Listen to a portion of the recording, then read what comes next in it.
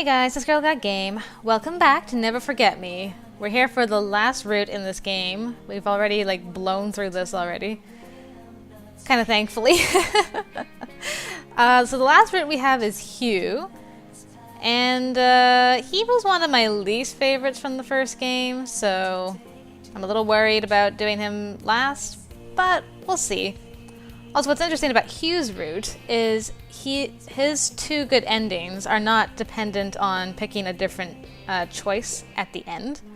So his is quite a bit different from the other three, so I'm kind of glad I left him for last. I had to pick different choices throughout, as I do both good ends, and then pick the same choice at the end. So one choice will be always for good endings, and one choice will be for the two sad endings. So my general tips for the first good ending for Hugh are: work to harmonize and strengthen your relationship with Hugh, be honest and kind, react negatively to interactions with Lewis. Which, as we now know, I know why Lewis had a face and stuff in Lawrence's route. So we already know who Lewis is going to be, and he's going to be trying to get with us again. So this should be fun. Hugh, scene 1. Action! Oh, right.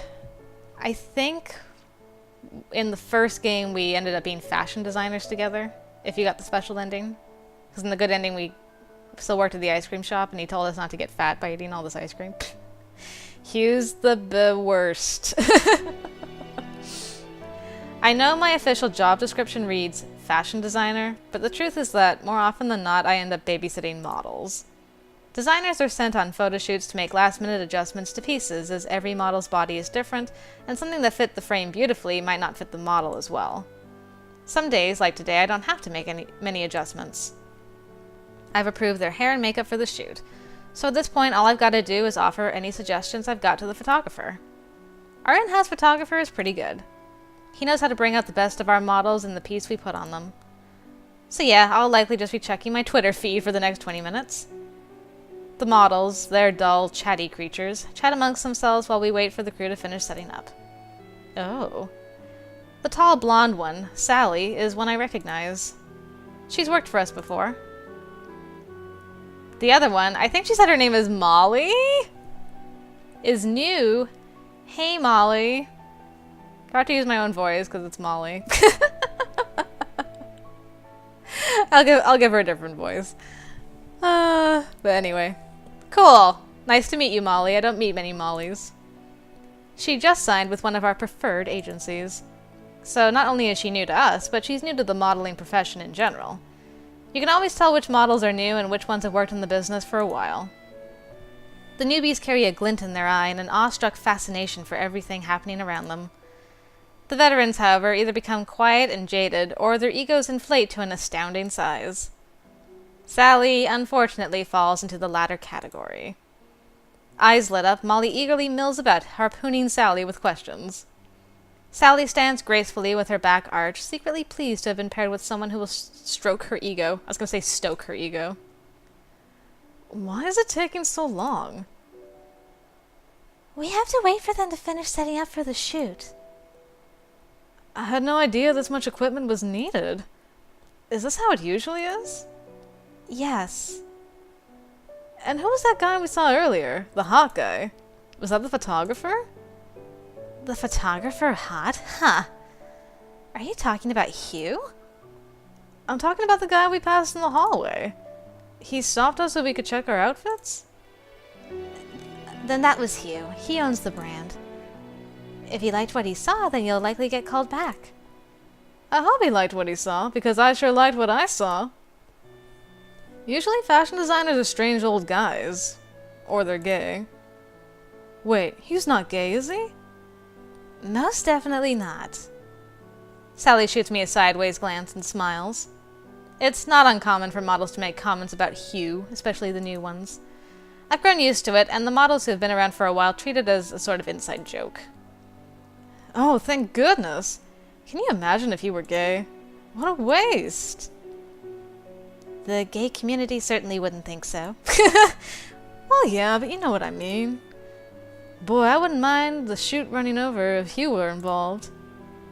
Do you think he'd ever, get involved with an employee? Sleep with an employee? Oh, I'm pretty sure he does. Really? So you think I've got a shot with him? No, I mean he's sleeping with that employee over there. I didn't say that. Usually Sally doesn't draw the conversation out this long, but she seems to be enjoying herself this time. I'm not sure whether I should step in and inform poor Molly, or if I should let the hilarity ensue. I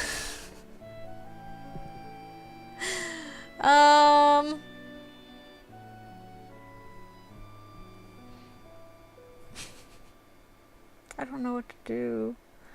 I'll ignore her. It's fine. I'm fine.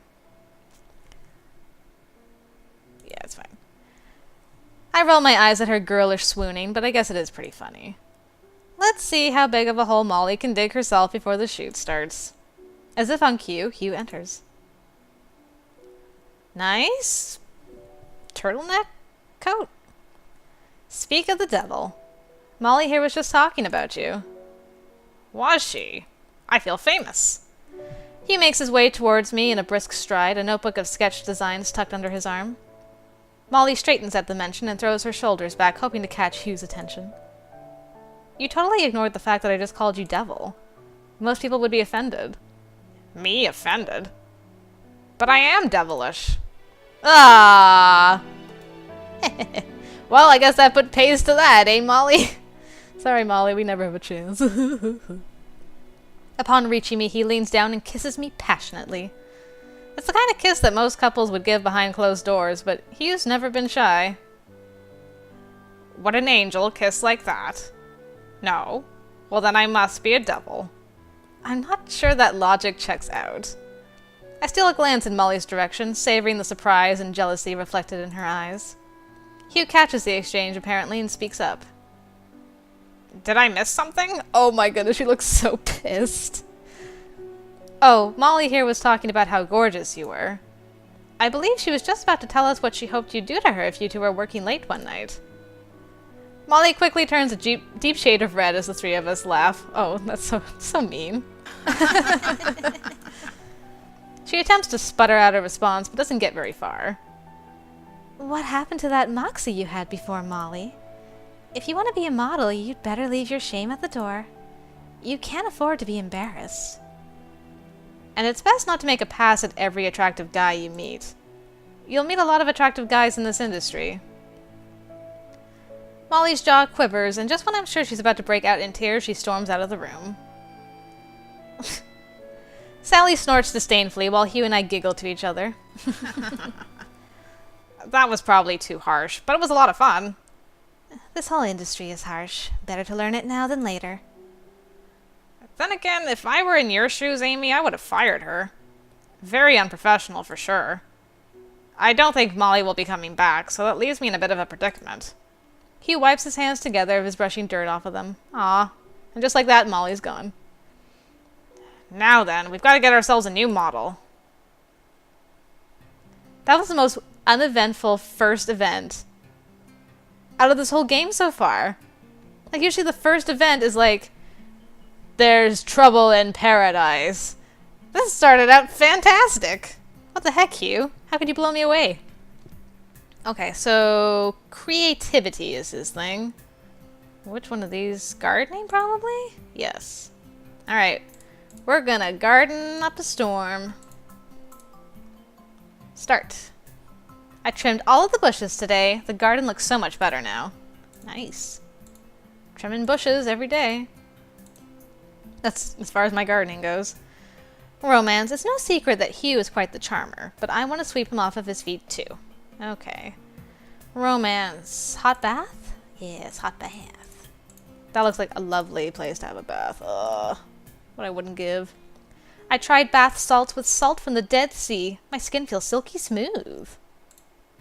Nice. We'll just keep doing that, I guess. Yes. We only get Dead Sea salts. Dead Sea salts. Ha ha ha. Alright. And then we'll garden.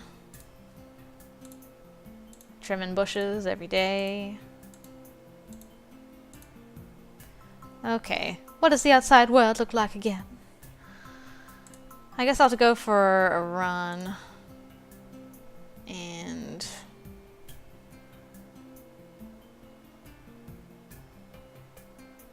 a couple of times, anyway. Maybe have a yoga class? Go for a run.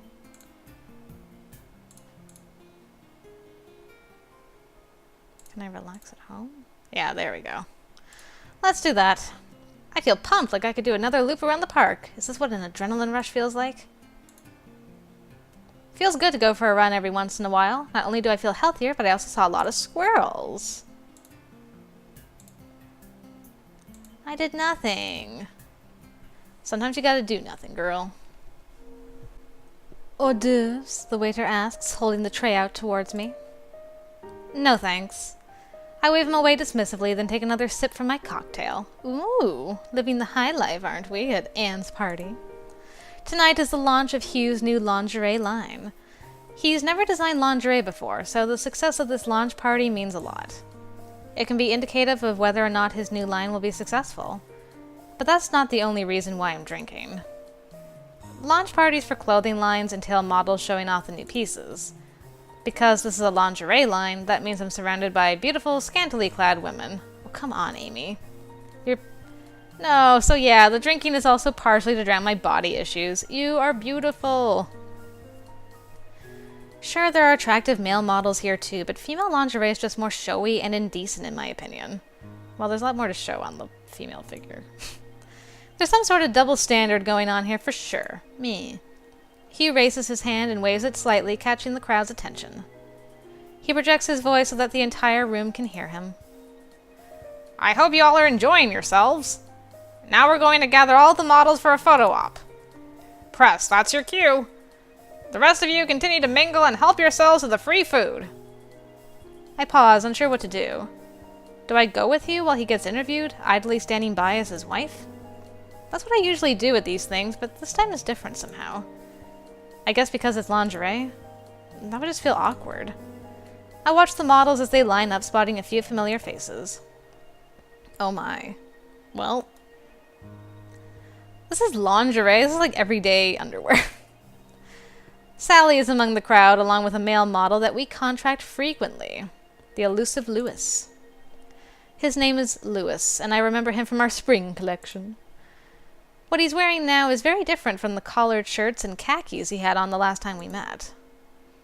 While I know that all models have attractive bodies, it's kind of a job requirement. Lewis had never caught my eye before. Until now, that is. Amy. His eyes catch mine and glint, reflecting the flashes from the various cameras. He shoots me a warm smile, and I look away embarrassedly. I didn't realize that I had been staring. Well, this is weird. What should I do now? Go find your husband, girl. I decide to go stand next to Hugh anyway, despite how awkward it may seem. I just feel out of place when I'm not near him. Oh. Hey, it's the restaurant from C14 Dating that we went to with Hendrik. Upon closer inspection, I see that he's being interviewed by a familiar-looking magazine editor and photographed with a few of the models wearing his new line. I think it's strange that they only selected female models to photograph him with, but I quickly dismiss any jealous thoughts that pop up in my head. It's just because female lingerie sells better. That's why. When he sees me approach, Hugh extends his arms in an exaggerated gesture. Oh. Ah, the inspiration for my collection. He waves me over and I obey, positioning myself by his side. Someone from the local paper asks why I'm not wearing his new line since I served as the inspiration for it, eliciting a few haughty scoffs from the models. Their contempt stings, but Hugh quickly speaks up. Many of the models here are thin, showing that my new line can complement even the most boyish of figures. Whoa. Wow. Sorry, choking. Amy, on the other hand, has a naturally womanly figure. My lingerie on her would be too much for you guys to handle. He raises his hands and exclaims dramatically. Va-Voom! Sorry, I'm saving that for my eyes only. I will be wearing it to the after party, but unfortunately only Hugh is invited. Amused, Hugh grins and wraps his arms around my waist. He kisses my neck, then whispers something in my ear. How long does the after party go again? All night? We'll see. The crowd eats up our flirtatious banter, and I see several write down our comments to use in their articles. You guys are too cute. Someone else poses a new question. What is it like to be married to a man in the fashion industry who's constantly surrounded by beautiful women? Are you implying that my Amy isn't beautiful? Well, I'm certainly no model. I'd be lying if I said I never got jealous. But you also work with attractive men. Didn't you supervise the shoot for our swimsuit collection? Yes, but swimsuits are very different from lingerie, Hugh. Very? You're exaggerating. Though our words carry some heat, our fight is, for the most part, a playful one. A twinge of jealousy does exist within me, though. Even the journalists pointed out the fact that he works with gorgeous women all day. It's normal to feel this way, right? Regardless, the party appears to have been a huge success. I'm sure our antics played some part in that. Hugh has always been an entertaining showman, and I'm glad to have been of some help. Okay, I was like, we changed clothes? After everyone has left and we're undressing, getting ready to retire for the night, Hugh mentions that he was glad I came to him. You were so distant at first. I was starting to think you were mad at me. No, it's just that it was a lingerie line. Blech. I'm glad I joined you too. Even if it was to keep an eye on you. Keep an eye on me? Was I being a bad boy? Needed to keep me in line, did you? Well, when your husband is surrounded by a bunch of half-naked models, it's probably a good idea to check up on him. Hugh shrugs indifferently. Fair enough. But wait. What happened to that after-party you mentioned? Or have I been uninvited? Oh, I had forgotten about that. I grin mischievously and kiss him deeply, then pull away and murmur softly. Well then, let's get this party started. I can't keep up with you two. My goodness. Gym? Yes. For diligence. I don't have innate talent like Hugh does, so I'm going to have to work extra hard to make up for it. At the gym. I was able to run a few more miles than usual. I guess this means I'm getting stronger. Woohoo! I killed it today. Even my personal trainer said that I went above and beyond today's exercise plan. We even have a personal trainer, guys. Look how far we've come in this world. I was only able to do half as many sets as usual today. I guess that's better than nothing. Good grief, why is my throat dying? Whew. Work with me, throat. Oh. I think I remember her wearing this in the first game. We used to go to the gym back then. Does it defeat the purpose of working out if you eat nachos afterwards? Yes, but it's also a reward. Because after 20 minutes on the step climber, all I want are some freaking nachos. Is this normal? Isn't there some sort of adrenaline rush that's supposed to kick in? When does that happen? I wipe the accumulating sweat from my brow and take another swig from my water as I reconsider my workout regimen. Feeling a little self-conscious when working with women who are literally paid to be skinny and look amazing, I decided to pencil a few trips a week to the gym into my already tight schedule. Okay, I wouldn't be totally honest if I said I were just doing this for me. A big reason for this sudden motivation to maintain a healthy lifestyle, or more accurately, look hot, is due to the launch party for Hugh's new line. Seeing all those beautiful models in lingerie and how they looked at Hugh, and more importantly, how he looked at them, gave me the kick I needed to finally get in shape. So there you go, that explains why I'm in a gym lamenting my existence. Seriously, muscles I didn't even know I had now hurt. Do people really do this on a daily basis? Are they masochists? Oh well, at least the gym I picked is pretty low-key, so I know I won't run into anyone I know here. The only other patrons I've seen have been plump housewives desperately trying to reclaim the shape of their teenage years. The pathetic thing is, even they appear to be in better shape than me. I step off of the machine and press my towel to my face. Break time, then 20 more minutes of this hell, then nachos. I'll tell them to hold the cheese and add lettuce and tomato. That practically makes it a salad, right? Salads are healthy? Oh, hey, sport. Your pants fit you very strangely. Fancy seeing you here. I freeze, immediately recognizing the voice. Reluctantly, I lower the towel from my face. Lewis. What is this music? Seriously? I specifically picked this gym thinking I wouldn't run into anybody I knew. Gee, glad to see you too. You know what I mean. No one wants their coworkers to see them all sweaty and in absolute physical agony. Absolute physical agony? I personally find working out to be energizing. I've noticed a significant boost in energy throughout the week. I hate you. Why do people like you exist? It's so unfair. I'm surprised you're having such a hard time of it. I mean, you've got a great build. I raise a questioning brow and poke my midsection defiantly. That's just skin. I wave my hand dismissively. Well, if you'd seen me flouncing around in lingerie like those other models, you would know what I'm talking about. It's definitely not just skin. I would like that. You... what? Lewis narrows his eyes and tilts his mouth playfully. That's right, the guys talk about you the way the girls talk about Hugh. I would like to see that. Me? In my... ha!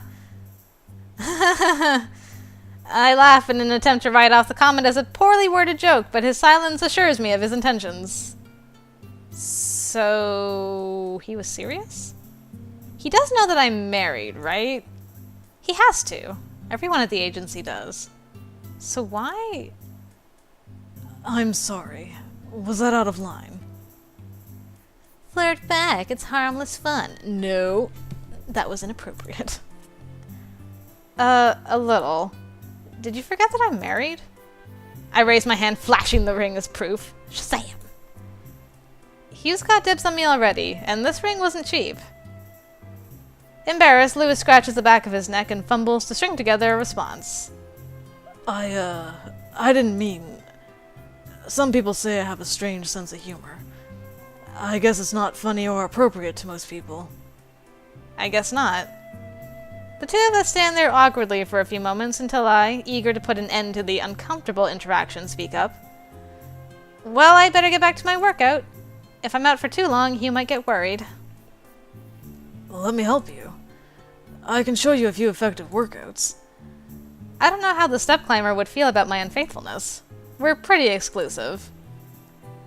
Lewis grins, and I swear that I see his smile sparkle. Come on, I used to be a personal trainer. I'm offering my services for free here. Darn it, Lewis. Can't you see that I'm trying to avoid you? I guess just a couple of moves wouldn't hurt. But just a couple. Then I won't bother you anymore and you can get back to whatever you were doing before. We make our way to an area of the gym with mats and sets of various hand weights. Lewis seems a little too excited to be helping me with my workout, but I push the thought out of my head, chalking it up to a health buff thrilled to share his passion.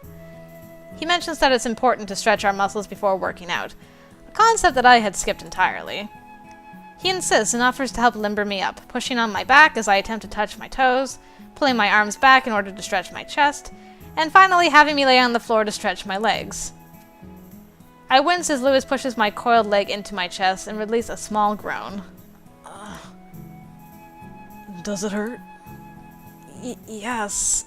I manage to sputter, recoiling at the intense pain and mounting pressure on my chest. Good. That means it's working.